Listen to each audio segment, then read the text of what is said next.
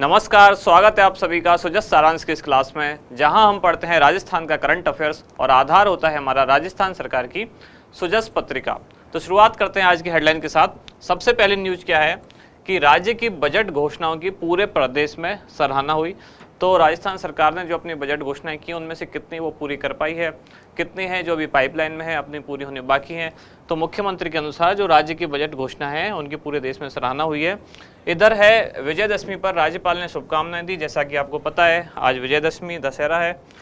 इधर आगे निवेशकों का 2 दिवसीय मेला, तो कौन सा मेला है ये 7 और 8 अक्टूबर को जो होने वाला है, ये है इन्वेस्ट आइसन समिट, जिसकी थीम क्या है, कमिटेड डिलीवर्ड। इसको हम पहले 2-3 बार पढ़ चुके हैं और 7 और 8 को जब ये कंप्लीट हो जाएगा या जब ये ऑनगोइंग होगा, हो रहा होगा 7 और 8 को, तब इससे रिलेटेड और भी बहुत सारी न्यूज आएंगी। आगे इसको हम तब देखेंगे। इधर है लोगों को जागरूक करें, नगद इनाम पाएं। ये किसमें है, ये चिरंजीवी स्वास्थ्य बीमा योजना।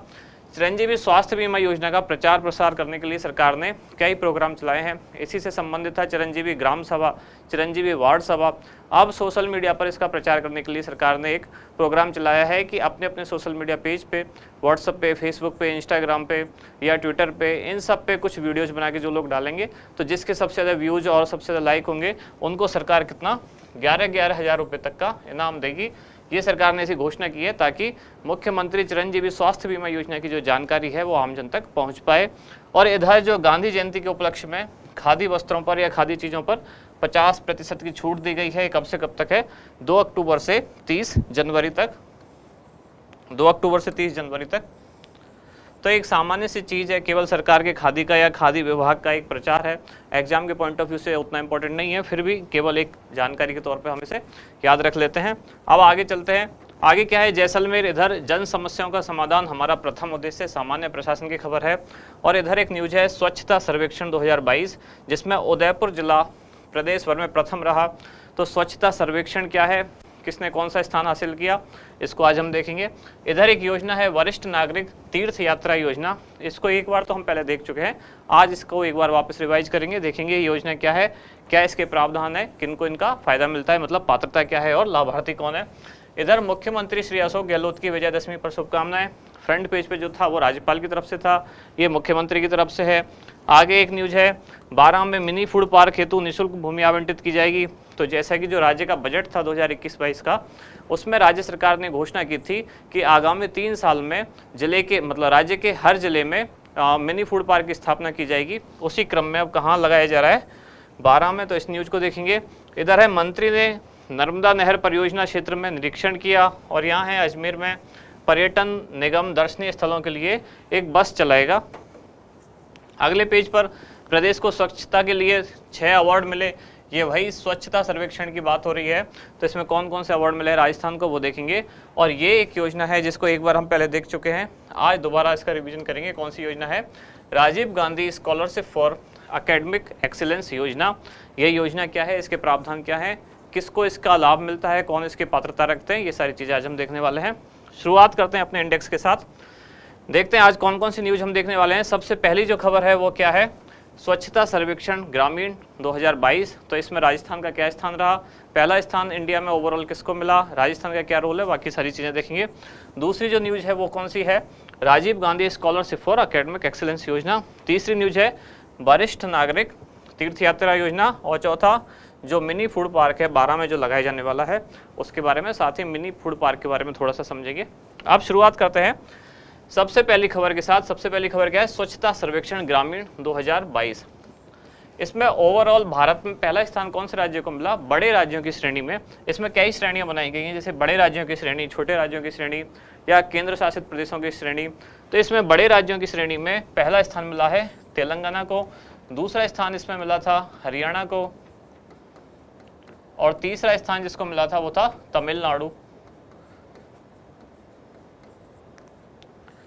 मुख्यतः पहला ही पूछा जाता है या फिर राजस्थान से संबंधित जो चीज़ें होती हैं वो पूछी जाती हैं।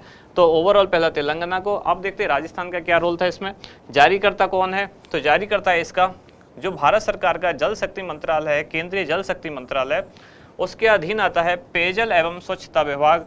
यह विभाग स्वच्छता सर्वेक्षण को जारी करता है, या उसमें जो रैंकिंग आती है स्टेट्स की या अलग अलग जिलों की एक स्टेट में, वो सब जारी करता कौन है, पेयजल एवं स्वच्छता विभाग, जो किसके अधीन आता है? केंद्रीय जल शक्ति मंत्रालय, भारत सरकार। अब राजस्थान का प्रदर्शन, ये हमारे राजस्थान के करंट अफेयर्स के जो हिसाब से ये ज़्यादा इंपॉर्टेंट है कि राजस्थान का क्या प्रदर्शन रहा। तो राजस्थान को विभिन्न श्रेणियों में कुल 6 पुरस्कार मिले। कौन कौन से 6 पुरस्कार मिले या कौन से जिले को क्या मिला, ये सब अब देखने वाली बात है। जैसे सबसे पहले है उदयपुर जिला, इसका क्या स्थान रहा? इसका पूरे प्रदेश में प्रथम स्थान रहा, मतलब राजस्थान में फर्स्ट रहा। और देश में ओवरऑल कौन से नंबर पर रहा? तो ये देश में रहा 60वें स्थान पर। कौन सा जिला? उदयपुर। और राजस्थान ODF मतलब ओपन डिफेकेशन फ्री, मतलब जो खुले में शौच से मुक्त जिसे बोलते हैं, इसकी उदीयमान श्रेणी में, उभरती हुई श्रेणी में 8वें स्थान पर रहा। तो ये स्थान इंपॉर्टेंट है। उदयपुर राजस्थान में प्रथम रहा, वो इंपॉर्टेंट है। बूंदी जिले की रामनगर ग्राम पंचायत जो है, इसको स्वच्छ भारत मिशन के तहत एक राष्ट्रीय फिल्म प्रतियोगिता में प्रथम स्थान मिला। मतलब स्वच्छता से संबंधित एक फिल्म प्रतियोगिता की गई, जिसमें बूंदी जिले की कौन सी? रामनगर ग्राम पंचायत को स्वच्छ भारत मिशन के तहत राष्ट्रीय फिल्म प्रतियोगिता में प्रथम स्थान मिला। तो यहाँ सारे फैक्ट्स लिखे हुए हैं, जो 1 लाइनर क्वेश्चन होते हैं उनके हिसाब से एक एक लाइन बहुत इंपॉर्टेंट है। और राजस्थान को जो उत्तर क्षेत्र के राज्य हैं, जैसे मैंने कहा, इनको कई कैटेगरियों में डिवाइड किया गया। जैसे उत्तर क्षेत्र के राज्यों की एक कैटेगरी बनाई गई, पहाड़ी क्षेत्र के राज्यों की एक कैटेगरी बनाई गई, दक्षिण क्षेत्र के राज्यों की एक कैटेगरी बनाई गई, केंद्र शासित प्रदेशों की एक कैटेगरी बनाई गई। तो इस तरह से जो राजस्थान को उत्तर क्षेत्र के राज्यों की कैटेगरी है, उस कैटेगरी में क्या क्या अवार्ड मिले? वॉल पेंटिंग, मतलब दीवार पे जो पेंटिंग की जाती है, उसमें अवार्ड मिला। ODF प्लस श्रेणी में अवार्ड मिला। गोवर्धन की योजना के तहत अवार्ड मिला। गोवर्धन क्या मतलब? गोबर से जो ऊर्जा उत्पादन या कुछ और ऐसे जो प्रोडक्ट बन सकते हैं, उस कैटेगरी में। प्लास्टिक कचरा प्रबंधन में, दूसर जल प्रबंधन में, मलय कीचड़ प्रबंधन में, इन सब में राजस्थान को प्रथम स्थान मिला। और जैविक कचरा प्रबंधन में सेकंड, मतलब द्वितीय स्थान प्राप्त हुआ। तो ये सारे जो पुरस्कार हैं, राजस्थान को किस कैटेगरी में क्या मिला? स्वच्छता सर्वेक्षण 2022। अब आगे चलते हैं, जो अगली योजना कौन सी है? Rajiv Gandhi scholarship for academic excellence योजना। कौन से साल के लिए? 2021 की बात कर रहे हैं हम। तो योजना की एक इमेज तो यहाँ भी दी गई है, ये सुजस के जो फ्रंट पेज पे थी वहीं से ये इमेज ली गई है। इसमें कुछ की पॉइंट्स हैं वो यहाँ दिए गए हैं। वैसे हम इसको एक बार पहले देख चुके हैं, डेट्स वगैरह यहाँ लिखी हुई हैं कि इस योजना की घोषणा कब की गई? तो 20 अगस्त 2021। प्रारंभ कब की गई? 20 अगस्त राजीव गांधी की जयंती होती है, मतलब इनका जन्म दिवस होता है। प्रारंभ कब से हुई? 5 अक्टूबर 2021 से। और उद्देश्य क्या है? जैसा कि नाम में पता चल रहा है, ये एक स्कॉलरशिप प्रोग्राम है। और एकेडमिक एक्सीलेंस, एकेडमिक से समझ में आता है आपको यूनिवर्सिटी कॉलेज वगैरह एकेडमिक जो होती हैं। तो मतलब ये एक ऐसी योजना है जिसमें राजस्थान के जो प्रतिभावान बच्चे हैं, प्रतिभावान जो विद्यार्थी हैं, वो अगर विदेश में एडमिशन लेना चाहते हैं तो विदेश की यूनिवर्सिटी में पढ़ने के लिए राज्य सरकार उनको छात्रवृत्ति देगी। यही वो योजना है, कौन सी? Rajiv Gandhi scholarship for academic excellence 2021। उद्देश्य क्या है? राजस्थान के प्रतिभावान विद्यार्थियों को विदेशों के प्रसिद्ध शिक्षण संस्थानों में प्रवेश के लिए आर्थिक सहायता प्रदान करना। इसमें एक खास बात यह है कि इसमें एक लिस्ट बनाई गई है कि विदेश की कितनी या कौन कौन सी यूनिवर्सिटीज़ हैं जिनमें एडमिशन के लिए राज्य सरकार जो आर्थिक सहायता देगी। तो पहले इनकी संख्या 50 थी, अब इसको बढ़ाकर 150 कर दिया गया है। और भी सारे पॉइंट्स यहाँ लिखे हुए हैं, जैसे प्रतिवर्ष 200 विद्यार्थियों का चयन होगा। 37 विद्यार्थियों की फीस का अभी तक भुगतान किया गया है। शेष की जो भुगतान की प्रक्रिया है वो अभी पाइपलाइन में है, मतलब प्रक्रियाधीन है। 238 विद्यार्थियों को पत्र जारी किए गए और 30% सीटें जो है महिला वर्ग के लिए आरक्षित हैं। तो दो चीज़ें यहाँ खास निकल के आई, एक तो 30% सीटें जो हैं वो महिलाओं के लिए आरक्षित हैं, और जो यूनिवर्सिटीज़ हैं विदेश की उनकी संख्या बढ़ाकर अब कितनी कर दी गई है? 150। तो यही चीज़ें हम आगे अब इसकी विशेषता में पढ़ने वाले हैं। पहले देखते हैं संबंधित विभाग कौन सा है। तो राजस्थान सरकार का उच्च शिक्षा विभाग इस योजना को संचालित करता है। विशेषताएं क्या हैं? तो जैसा अभी इमेज में भी पढ़ा हमने, प्रतिवर्ष 200 विद्यार्थियों का चयन किया जाएगा। योजना के अंतर्गत 30% सीटें जो हैं महिला वर्ग हेतु आरक्षित हैं। और गाइडलाइन में बदलाव करते हुए पहले जो इसकी अपर लिमिट थी, मतलब जिन परिवारों की वार्षिक आय 8 लाख या उससे कम थी, केवल उन्हीं परिवारों के बच्चों को आर्थिक सहायता दी जाती थी।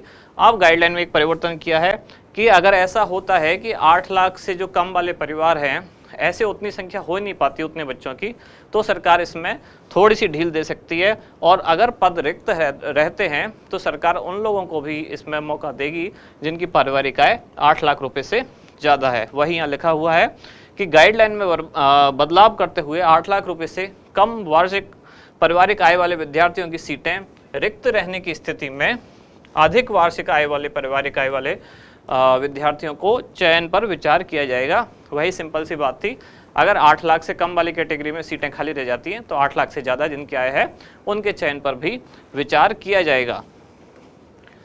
अब अगली योजना क्या है? वरिष्ठ नागरिक तीर्थ यात्रा योजना। जो वरिष्ठ नागरिक है मतलब 60 से ज़्यादा जिनकी उम्र है उन्हीं को सीनियर सिटीजन कहा जाता है। तो वरिष्ठ नागरिकों को राज्य सरकार अपने खर्चे पर क्या कराएगी? तीर्थ यात्रा कराएगी। इसी योजना को ये नाम दिया गया है। कौन सा विभाग इसे संचालित कराए? तो राजस्थान सरकार का देवस्थान विभाग इसके द्वारा योजना संचालित की जाएगी। योजना कब प्रारंभ हुई? तो वर्ष 2013 से तो रेल यात्रा के लिए और वर्ष 2016 से रेल एवं हवाई यात्रा के लिए, दोनों यात्राओं के लिए योजना प्रारंभ हुई। 2013 में केवल रेल यात्रा से कर सकते थे, अब 16 से रेल व हवाई मार्ग दोनों के तहत यात्रा की जा सकती है इस योजना के अंतर्गत। अनुदान राशि मतलब कितनी जो राशि है उसका भुगतान राज्य सरकार करेगी। तो राज्य सरकार पूरी राशि का भुगतान करेगी, मतलब विभाग द्वारा यात्रा का आयोजन विभाग खुद ही इसका आयोजन करेगा और खुद ही यात्रा का निर्धारण करेगा कहाँ कहाँ घुमाना है, मतलब कौन कौन से तीर्थ स्थान है। तो कहने का मतलब विभाग ही पूरा इसका खर्चा उठाएगा। कौन सा विभाग? देवस्थान विभाग। उद्देश्य क्या है? तो वरिष्ठ नागरिकों को उनके जीवन काल में एक बार, पहली बात तो ये याद रखनी है कि जीवन काल में, पूरे जीवन काल में केवल एक बार देश और देश के बाहर स्थित विभिन्न निर्दिष्ट स्थानों पर या निर्दिष्ट तीर्थ स्थानों में से किसी एक की यात्रा सुलभ कराने हेतु राज्य की सुविधा व सहायता प्रदान करना। तो 2-3 इसमें कंडीशन है क्या कि केवल एक बार कराई जाएगी, देश में भी और देश के बाहर भी। कुछ स्थानों की एक लिस्ट बनाई गई है, देश के बाहर केवल एक ही स्थान है इसमें, वो देखेंगे कौन सा है। तो उनकी एक लिस्ट बनाई गई है, उन स्थानों में से, निर्दिष्ट तीर्थ स्थानों में से किसी एक की यात्रा सुलभ कराई जाएगी राज्य की सुविधा व राजकीय सहायता के साथ। लाभार्थियों की सीमा मतलब एक साल में कितने लोगों को या कितने वरिष्ठ नागरिकों को सरकार इस योजना के तहत यात्रा कराएगी। तो जो रेल मार्ग से जो यात्रियों की संख्या है वो है अधिकतम 18,000 एक साल में, और वायुयान मार्ग से जो अधिकतम संख्या है वो है 2,000 एक साल में। अब पात्रता मतलब कौन कौन से लोग इसके लिए पात्र होंगे। तो सबसे पहले तो राजस्थान का मूल निवासी होना अनिवार्य है। ये केवल राजस्थान वालों के लिए योजना है, राजस्थान के निवासियों के लिए। आयु 60 वर्ष से अधिक होनी ही चाहिए, क्योंकि वरिष्ठ नागरिक उन्हीं को ही कहा जाएगा जिनकी आयु 60 वर्ष से अधिक होगी। वह आयकर दाता ना हो, इनकम टैक्स ना देता हो, आवेदक द्वारा पूर्व में इस योजना का लाभ ना उठाया गया हो। जैसा मैंने कहा कि केवल एक बार के लिए ये ऑफर है, तो पूर्व में लाभ ना उठाया गया हो। आगे जीवन साथी या सहायक को साथ ले जाने की अनुमति होगी, क्योंकि अगर वरिष्ठ नागरिक है तो हो सकता है वो फिजिकली इतना एबल ना हो हर जगह घूमने के लिए, तो उनके साथ कोई सहायक जा सकता है या उनके जो जीवन साथी है वो भी जा सकता है। सहायक को ले जाने की सुविधा तभी प्राप्त होगी, इसकी भी एक कंडीशन है। सहायक हम कब ले जा सकते हैं या वरिष्ठ नागरिक जो हैं वो कब सहायक ले जा सकते हैं? तभी प्राप्त होगी जब आवेदक की आयु 70 वर्ष से अधिक है तथा उसने अकेले रेल यात्रा हेतु आवेदन किया है। मतलब वरिष्ठ नागरिक तो मान लो कोई 60 साल से ऊपर है तो भी है, लेकिन सहायक वही ले जाएगा जिसकी आयु कितनी है, 70 वर्ष से अधिक है, और उसने अकेले जाने के लिए आवेदन किया था। तो अब वो अकेला सारी चीज़ें हैंडल नहीं कर सकता, इसलिए वो अपने साथ सहायक ले जा सकता है। आवेदक के जीवन साथी की आयु 60 वर्ष से कम होने पर भी आवेदक के साथ यात्रा कर सकेगा। मान लीजिए कोई कपल ऐसा है, वरिष्ठ नागरिक का कोई जोड़ा ऐसा है जिसमें एक की आयु है 62 साल और दूसरे की आयु है 58 साल, तो क्या ये 58 वाला इस योजना के तहत पात्र नहीं होगा? तो आंसर है नहीं होगा, क्योंकि जो 62 साल वाला है यहाँ ये लिखा गया है कि अगर एक की आयु 60 वर्ष से कम होने पर भी तब जा सकेगा। कब? जब अगर उसके जीवन साथी की आयु 60 वर्ष से कम है, मतलब एक की 60 से ज़्यादा है दूसरे की 60 से कम है, तो वो उनके साथ जा सकता है। यही लाइन यहाँ लिखी हुई है। आवेदक के जीवन साथी की आयु, आवेदक कौन है यहाँ? आवेदक से मतलब वही है, आवेदक वो ये जो 60+ होगा वही आवेदन कर सकता है। तो अगर उनके जीवन साथी की आयु 60 वर्ष से कम है तो वो भी उनके साथ यात्रा कर सकेगा। तीर्थ स्थानों की सूची दी गई हुई है। ऐसा नहीं है कि जो आवेदक है, जो यात्री हैं, वो अपनी मर्जी से कोई भी तीर्थ स्थान चूज कर सकें। इनमें से ही कोई चूज करना पड़ेगा जो सरकार ने निर्दिष्ट किए हैं या निर्धारित किए हैं। जैसे ये एक जोड़ा है, सेट है, ये रामेश्वरम, मदुरई, जगन्नाथपुरी। अभी कुछ दिन पहले राजस्थान से एक ट्रेन रवाना हुई है। राजस्थान से जो यात्री भेजे गए हैं, 900 यात्री भेजे गए हैं, वो कहाँ भेजे गए हैं? रामेश्वरम ही भेजे गए हैं। तो रामेश्वरम, मदुरई, जगन्नाथपुरी, तिरुपति बालाजी, ये हो गया द्वारकापुरी सोमनाथ, वैष्णो देवी अमृतसर, प्रयागराज वाराणसी, ये दोनों मिला के एक सेट है। और इधर है मथुरा वृंदावन, समेत शिखर और पावापुरी। आगे चलते हैं, उज्जैन ओंकारेश्वर, गंगासागर ये कोलकाता में है, कामाख्या गुवाहाटी में है, हरिद्वार ऋषिकेश, बिहार शरीफ और वेलंकनी चर्च तमिलनाडु। तो इस तरह से कुल कितने स्थान हुए, कुल सरकार द्वारा निर्दिष्ट 14 स्थानों की यात्रा कराई जाएगी। और हवाई जहाज द्वारा केवल एक ही स्थान है, वो कहाँ है, नेपाल में। नाम क्या है उसका, पशुपतिनाथ मंदिर काठमांडू। तो जैसा कि शुरू में जो कहा गया था, जिसका उद्देश्य था कि देश या देश के बाहर भी यात्रा की जाएगी, तो देश के बाहर जो स्थान है वो केवल एक है, एकमात्र। कौन सा, पशुपतिनाथ मंदिर काठमांडू में जो स्थित है, वही केवल देश के बाहर नेपाल में अवस्थित है। तो ये कौन सी योजना है, ये है वरिष्ठ नागरिक तीर्थ यात्रा योजना। अब आगे अगला पॉइंट क्या आता है, मिनी फूड पार्क। और ये कहाँ की बात हो रही है, अभी 12 में ओपन होने वाला है, 12 में इसका उद्घाटन होने वाला है। ये योजना जो थी, सरकार 2021-22 के बजट में इसकी घोषणा की कि आगामी 3 वर्षों में राजस्थान के हर जिले में एक एक मिनी फूड पार्क स्थापित किया जाएगा। कुछ दिन पहले जो हमने एक बुलेटिन अपनी सुजस वाली देखी थी, उसमें ये अलवर में स्थापित हुआ था। अब कहाँ होने वाला है, 12 में। तो 12 के राजपुरा गांव में एक मिनी फूड पार्क हेतु 16 हेक्टेयर भूमि आवंटित की गई है। ये राज्य बजट 2021-22 में घोषणा की गई थी कि आगामी 3 वर्षों में राज्य के सभी जिलों में मिनी फूड पार्क की स्थापना की जाएगी। उद्देश्य क्या है मिनी फूड पार्क बनाने का, कि कृषि जिन्सों, मतलब कच्चा माल आप समझ सकते हैं, इसे एक जिन्स मतलब वस्तु समझ सकते हैं, तो कृषि जिन्सों तथा प्रोसेस्ड उत्पादों, ये एक तरह से पक्का माल हो गया, मतलब प्रोसेस्ड उत्पाद, उससे कुछ बना के कुछ बन गया। मतलब कृषि जिन्स मतलब तो एज इट इज वस्तु या एज इट इज फसल हो गई, और उस फसल से कुछ प्रोडक्ट बन गया, तो वो क्या हो गया, प्रोसेस्ड उत्पाद। इनके व्यवसाय को तथा इनके निर्यात को बढ़ावा देना। जैसे गेहूं है तो वो कृषि जिन्स है, और गेहूं से हम बना दिया कुछ, जैसे मैदा बना दी, आटा बना दिया, या आगे और उसके कुछ प्रोडक्ट बना दिए, वो क्या हो गए, उसके प्रोसेस्ड कुछ प्रोडक्ट हो गए। तो इनके उत्पादन को और इनके निर्यात को बढ़ावा देना इसका मुख्य उद्देश्य है। एक खास नोट जो हमें याद रखना है, मिनी फूड पार्क हो सकता है भले ना पूछा जाए, लेकिन मेगा फूड पार्क जरूर पूछा जा सकता है, क्योंकि मिनी फूड पार्क तो हर जिले में स्थापित किए जाएंगे, तो कोई खास क्वेश्चन बनेगा नहीं, हर जिले में है, मतलब केवल यही है कि ये घोषणा कब की गई, या एक सेंटेंस दिया जा सकता है कि कौन कौन से जिले में है या हर जिले में है, तो राजस्थान के हर जिले में स्थापित होने वाले हैं। लेकिन मेगा फूड पार्क जो है वो सिलेक्टिव कुछ कुछ स्थानों पर हैं। तो राज्य बजट 2021-22 में घोषणा की गई, कहाँ कि मथानिया जोधपुर मिला के, जोधपुर के मथानिया में 100 करोड़ के बजट के साथ एक मेगा फूड पार्क स्थापित करने की घोषणा की गई। कब, राज्य बजट 2021-22।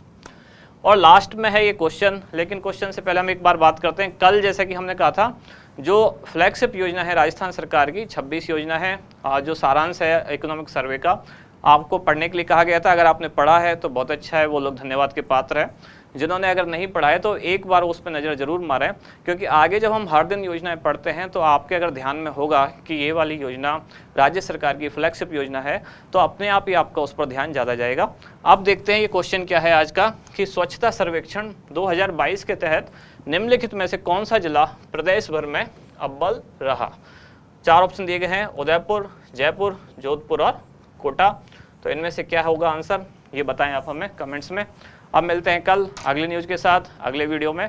धन्यवाद।